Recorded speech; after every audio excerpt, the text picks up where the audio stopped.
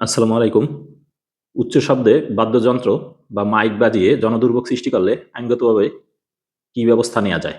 শব্দ দূষণ নিয়ন্ত্রণ বিধিমালা ২০২৫-এর ৫ এবং ৭ ধারা অনুযায়ী কর্তৃপক্ষের লিখিত অনুমতি ব্যতিরেকে পাবলিক প্লেস, জনপরিসর কিংবা আবাসিক এলাকায় শব্দের মানমাত্রা অতিক্রমকারী মাইক, বাদ্যযন্ত্র, sound system, loud speaker, amplifier যা জনমানুষের মানসিক ও শারীরিক স্বাস্থ্যের উপরে ক্ষতিকর প্রভাব ফেলে তা বাজানো আইনত দণ্ডনীয় অপরাধ।